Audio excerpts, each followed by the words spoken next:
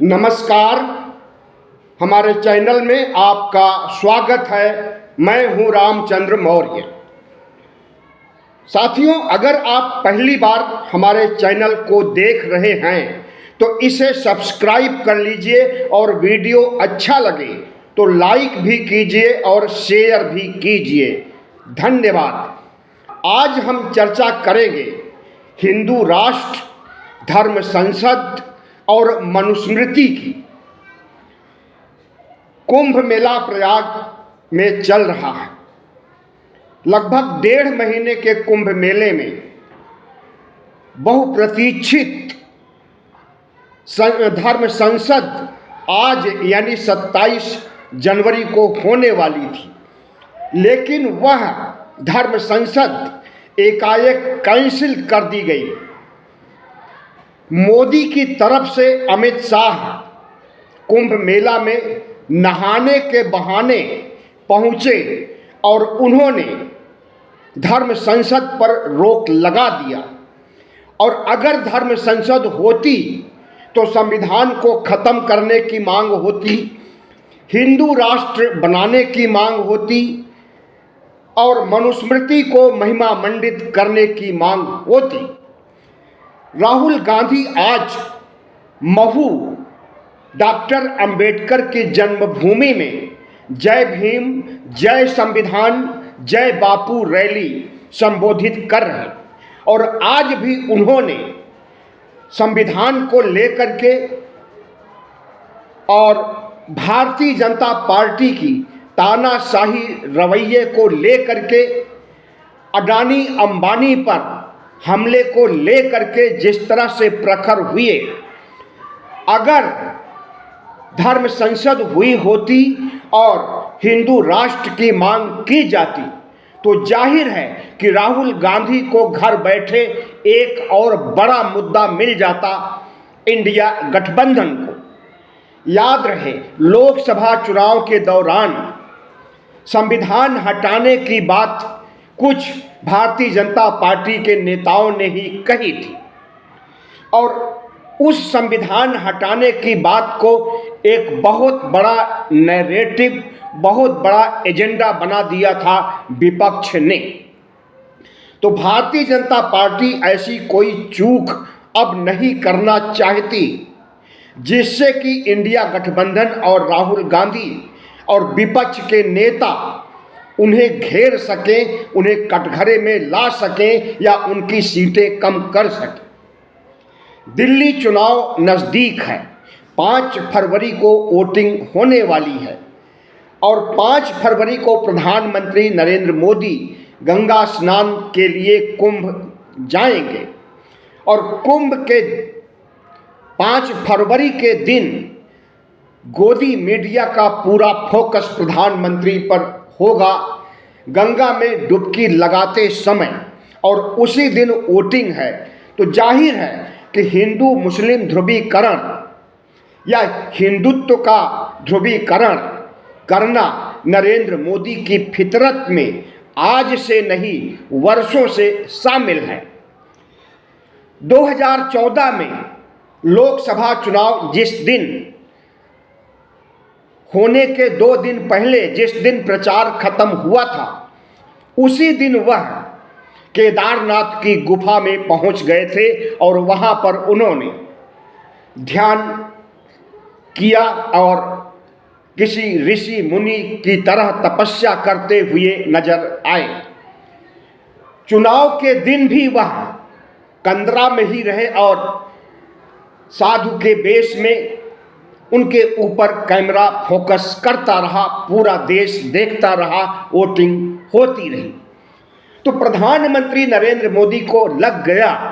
कि अगर इस देश में अब हिंदू राष्ट्र की मांग होगी या मांग उठाई जाएगी या संविधान को खत्म करने की मांग होगी और मांग पुरजोर उठाई जाएगी, मनुस्मृति को संविधान की जगह पेश करने, मनुस्मृति को संविधान की जगह संविधान का दर्जा देने की मांग होगी या ऐसी सोच पब्लिक डोमेन में आएगी तो उसका बुरा खामियाजा भुगतना पड़ेगा और ऐसे किसी रिस्क से प्रधानमंत्री नरेंद्र मोदी अब सावधान रहना चाहते हैं। इसलिए 27 जनवरी को होने वाली धर्म संसद पर रोक लगाने के लिए उन्होंने अपने सहयोगी गृह मंत्री अमित शाह को भेजा। वह सपरिवार दल बल के साथ कुंभ मेला में गए, स्नान किए और साधु संतों का आशीर्वाद लिया और योगी खेमे के नेताओं को साइड किया। योगी खेमा भी उनके पीछे लग लिया था, उनसे बात करने के लिए या उनके डुबकी लगाने और दूसरी धार्मिक अनुष्ठानों में शामिल होने के साथ योगी गुट के भी नेता उनके साथ रहना चाहते थे, जिसे उन्होंने झटक दिया। तो आज इलाहाबाद में बहुत शांति महसूस की जा रही है। अगर धर्म संसद हुई होती और हिंदू राष्ट्र की मांग हुई होती, संविधान को हटाने की मांग हुई होती और सनातन वक्फ बोर्ड बनाने की बात धर्म संसद में उठाई जानी थी पुरजोर रूप से, मोहन भागवत के खिलाफ भी फतवा जारी करने की पूरी प्लानिंग थी, क्योंकि उन्होंने कहा था कि हर मस्जिद के नीचे शिवलिंग या शिव मंदिर की तलाश क्यों, और उसके बाद संत महंत से लेकर शंकराचार्य तक उनके पीछे पड़ गए थे, उन्हें ट्रोल करने लगे थे, उनकी लानत मलानत करने लगे थे, यहाँ तक कि भद्दी भद्दी गालियाँ भी देने लगे थे। तो शंकराचार्य ने इनकार कर दिया धर्म संसद में आने से। 13 अखाड़ा ने,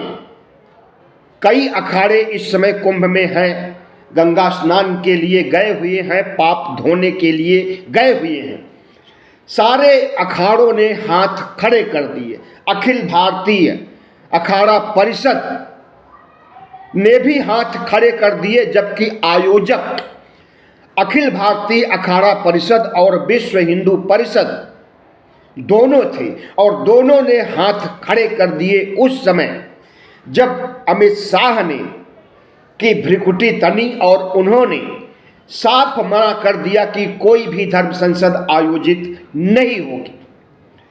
देवकी नंदन ठाकुर, जो कि कथावाचक के रूप से के नाम से मशहूर हैं पूरे देश में, उन्होंने अलग से धर्म संसद करनी चाहिए, लेकिन उसकी भी हवा निकाल दी गई और कोई भी धर्म संसद नहीं हुई। मेला परिषद में सेक्टर 18 के अंतर्गत, जहां पर अखाड़े अपना टेंट लगाए हुए हैं, वहीं पर धर्म संसद होने वाली थी और उस धर्म संसद में कई मुद्दे उठाए जाने वाले थे, जिसमें सबसे बड़ा मुद्दा भारत को हिंदू राष्ट्र बनाने, संविधान का प्रारूप ड्राफ्टिंग करने, प्रारूप तैयार करने, सनातन बोर्ड गठित करने, मोहन भागवत की लानत मलानत करने जैसे लगभग दर्जन भर एजेंडे थे और उन सभी एजेंडों पर डेंट लगते हुए तब नजर आया जब अमित शाह के भ्रिकुटी तनी और मेला परिसर में हाहाकार सा मच गया कि धर्म संसद जो आयोजित हो रही थी उस पर सरकार ने रोक लगा दी है। हमें लगता है कि धर्म संसद को कैंसिल करके मोदी और शाह ने बहुत ही चतुराई और परिपक्व राजनीति का परिचय दिया है। अगर दिल्ली चुनाव के दौरान इस मुद्दे को केजरीवाल उठा लेते या कांग्रेस उठा लेती कि मेला परिसर में भी इन्होंने अराजकता मचा दी है धर्म संसद आयोजित करके हिंदू राष्ट्र के नाम पर, तो हमें लगता है कि इसका खामियाजा भारतीय जनता पार्टी को भुगतना पड़ता। और दूसरे सबसे बड़े खतरे के रूप में तो राहुल गांधी हैं। जो कि नरेंद्र मोदी की एक एक गतिविधियों पर नजर रखते हैं और नरेंद्र मोदी भी, शाह भी राहुल गांधी की हर गतिविधियों पर बारीक नजर रखते हैं। तो इस बार जो उम्मीद थी वह नहीं हुआ और इस लोकतंत्र के लिए, इस संविधान के लिए, धर्मनिरपेक्ष भारत के लिए अच्छा ही हुआ कि धर्म संसद का आयोजन कैंसिल करना पड़ा। याद रहे कि इसके पहले कई बार धर्म संसद हो चुकी है। एक धर्म संसद हरिद्वार में भी हुई थी जिसमें मुसलमानों को काट डालने, मार डालने की बात हुई थी। उन्हें मुस्लिम देशों में बांग्लादेश, पाकिस्तान भेजने की बात हुई थी और कहा गया था कि एक हिंदू अगर 100 मुसलमानों को भी मारेगा तब भी लाखों मुसलमानों का कत्लेआम हो सकता है। CAA NRC के तहत उन्हें देश निकाला करने की बात कही गई थी और यह भी चेतावनी दी गई थी कि मुसलमानों की आबादी जिस गति से बढ़ रही है, 2035 तक मुसलमानों का राज हो जाएगा और मुसलमान ही प्रधानमंत्री बनेगा। और जब मुसलमान प्रधानमंत्री बनेगा तो आधे से अधिक हिंदुओं का कत्लेआम कर दिया जाएगा। ऐसी हेट स्पीच है कि उसे अपने विश्लेषण में शामिल करना भी अच्छा नहीं लगता है। इतनी कट्टरपंथी विचारधारा, इतनी विषैली विचारधारा जितनी कुछ कट्टर हिंदुओं की जो धर्म संसद में गए थे देखने को मिली थी, उसे जुआ जुबानी बताने में भी डर भी है और शर्म भी है। डर इस बात के लिए है कि इस विश्लेषण से तनाव भी फैल सकता है और शर्म इस बात के लिए है कि जिस हिंदुत्व को पूरी दुनिया में जाना जाता है और जिन हिंदुओं की दुनिया में तीसरे नंबर पर स्थान है, पहले नंबर पर दुनिया के देशों में सबसे ज़्यादा आबादी ईसाइयों की है, दूसरे नंबर पर मुसलमानों की है और तीसरे नंबर पर हिंदुओं की है। और जिस तरह से प्रधानमंत्री नरेंद्र मोदी अपने को विश्व गुरु होने का तमगा खुद ही देते हैं और स्वयंभू विश्व गुरु बन जाते हैं, तो हमें लगता है कि अगर हिंदुत्व के नाम पर इस देश में अत्याचार होगा, कत्लेआम होगा और हिंदू राष्ट्र की दिशा में देश आगे बढ़ेगा, धर्म संसद आयोजित होंगी, हिंदू राष्ट्र के लिए यात्राएं होंगी, हिंदू राष्ट्र के लिए शपथें खाई जाएंगी, तो इसका अच्छा संदेश दुनिया में नहीं जाएगा और जो भी बुरा संदेश जाएगा उससे नरेंद्र मोदी और उनकी सरकार की फजीहत होनी निश्चित है। और इस फजीहत से नरेंद्र मोदी तौबा करते हैं, बचना चाहते हैं और इस तरह के कोई कार्यक्रम आयोजित करने की अनुमति अगर कुंभ मेले में नहीं दी गई है तो उम्मीद की जानी चाहिए कि पूरे देश में हिंदू राष्ट्र की मांग कहीं भी न होने पाए। न तो हिंदू राष्ट्र के लिए पदयात्रा की करने की किसी को अनुमति दी जानी चाहिए, न हिंदू राष्ट्र बनाने के लिए शपथ खाने जैसा कि पहले हो चुका है। हिंदू युवा वाहिनी और कई अन्य कट्टर हिंदू संगठनों ने जगह जगह पर देश भर में शपथें खाई थी कि हमें हिंदू राष्ट्र बनाना है, किसी भी कीमत पर बनाना है, बलिदान देंगे, बलिदान लेंगे, नरसंहार करेंगे, लेकिन हिंदू राष्ट्र जरूर बनाएंगे। हिंदू राष्ट्र के मार्ग में जो बाधाएं होंगी उसे हम दूर करेंगे। तो हमें लगता है कि अब शपथ पर भी प्रधानमंत्री नरेंद्र मोदी को रोक लगा देना चाहिए और बागेश्वर धाम के नए बाबा धीरेन्द्र ब्रह्मचारी जो कि हिंदू राष्ट्र बनाने के लिए पदयात्रा कर चुके हैं, आज वह माघ मेला में कह रहे थे कि हिंदू राष्ट्र बहुत जरूरी है। मैं गंगा स्नान करने आया हूं, गंगा स्नान के बाद मुझे दक्षिणा मिलनी चाहिए और वह दक्षिणा ऐसी वैसी नहीं, वह दक्षिणा हिंदू राष्ट्र की होनी चाहिए। तो जाहिर है कि अब मेला परिसर में, कुंभ मेला प्रांगण में हिंदू राष्ट्र को लेकर के लोग हंसी उड़ा रहे हैं और स्वयं बागेश्वर बाबा जब ऐसी बातें कह रहे हैं कि दक्षिणा के रूप में हिंदू राष्ट्र मिलना चाहिए, तो इसे हंसी ठहाके में ही लेना होगा। और हिंदू राष्ट्र के मामले को जो भारतीय जनता पार्टी और तमाम हिंदू संगठनों ने संवेदनशील मुद्दा बना दिया था, तो वह हंसी ठहाके और मजाक के रूप में अगर सामने आ रहा है, तो हमें लगता है कि हिंदू राष्ट्र का कॉन्सेप्ट अब सत्ता के द्वारा ही खत्म किया जा रहा है। और अगर ऐसा किया जा रहा है तो इसके लिए नरेंद्र मोदी को साधुवाद देने का हक तो होना ही चाहिए। गाय सनातन हिंदू राष्ट्र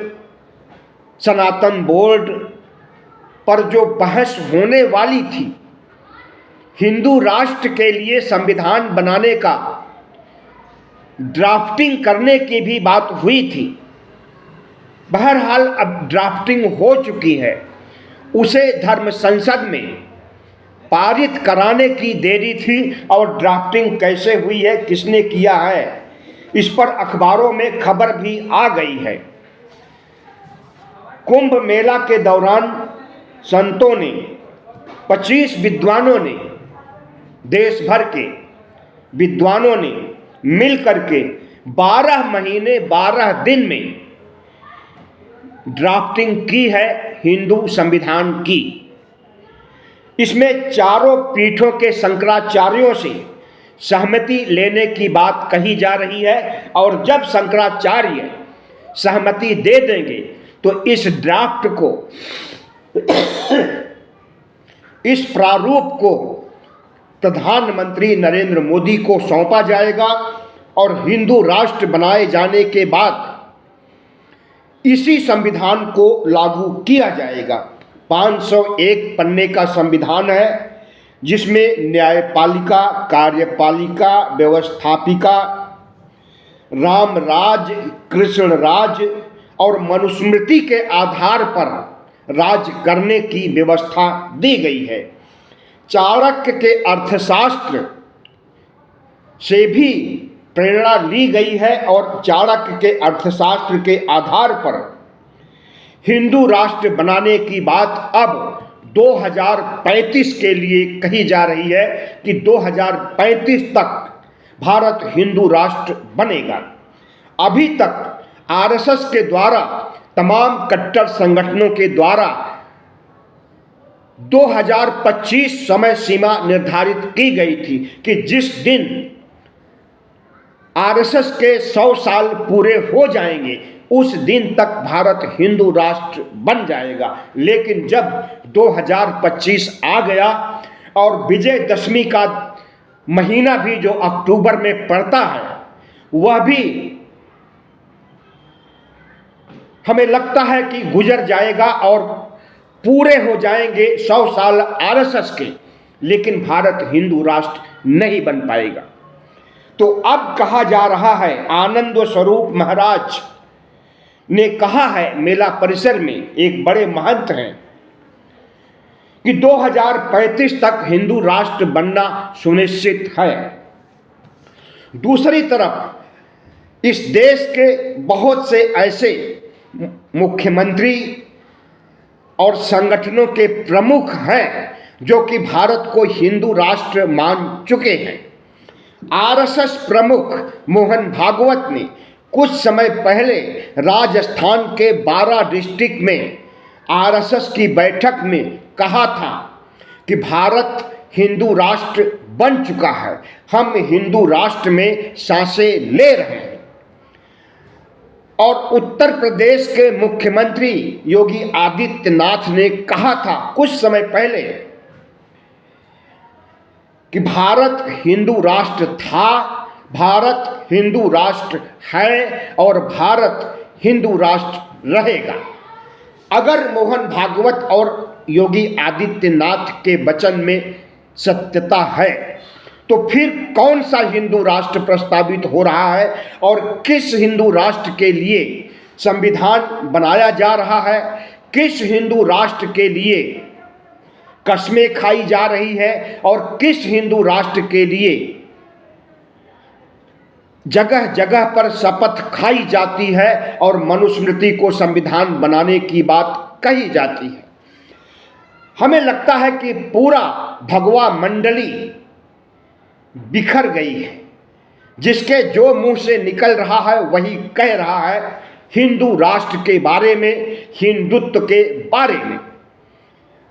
राहुल गांधी ने जिस तरह से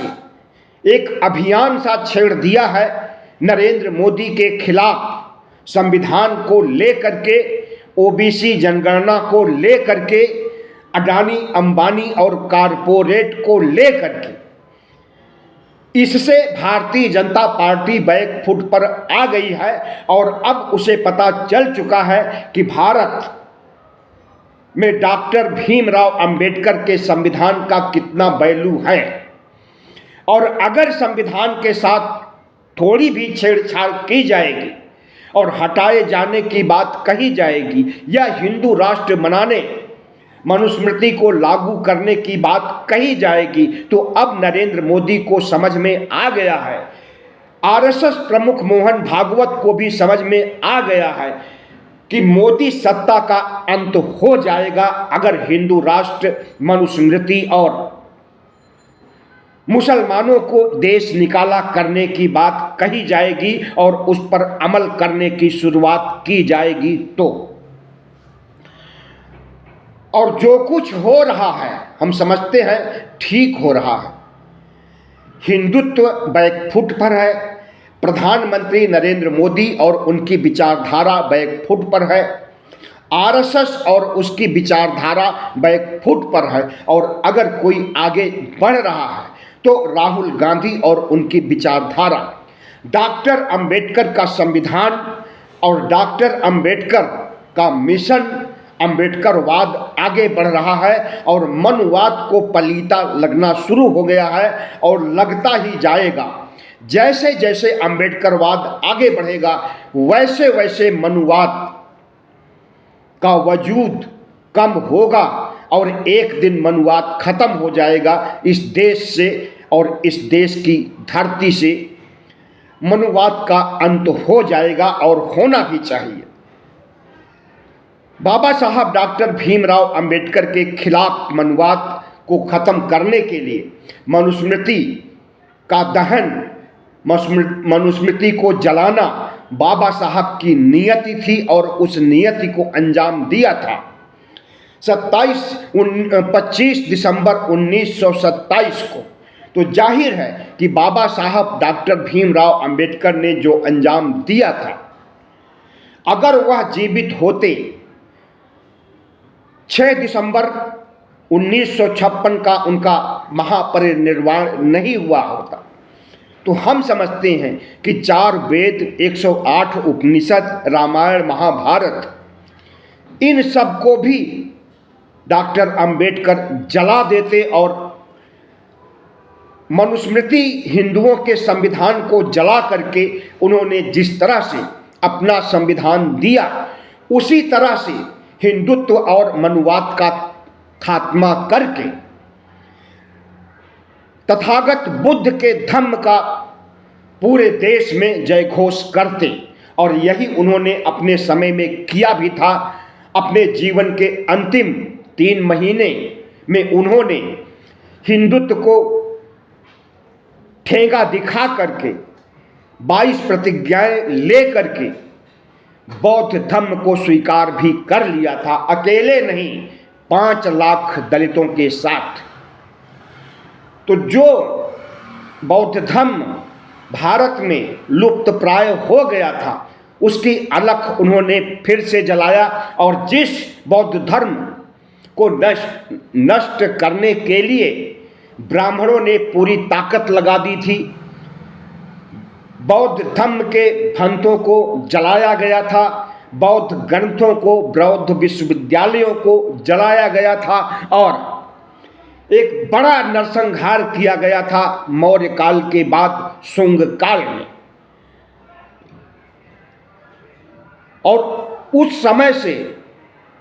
तथागत बुद्ध की मूर्तियों को हिंदू धर्म की मूर्तियों में परिवर्तित करके एक बड़ा अभियान चलाया गया था और जितने भी बौद्ध मठ, विहार, चैत्य थे उन पर हिंदुत्ववादियों ने अपना शिकंजा कस दिया था और उसे हिंदू धर्म की मंदिर घोषित कर दिया था। उनमें रखी तथागत बुद्ध की मूर्तियों को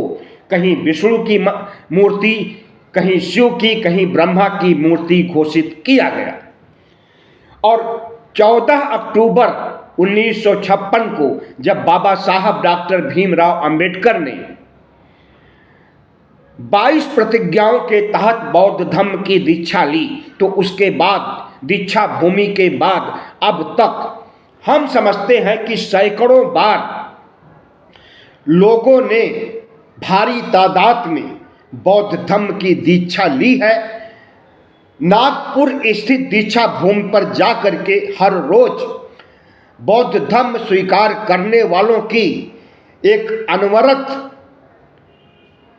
लाइन लगी हुई है। हर रोज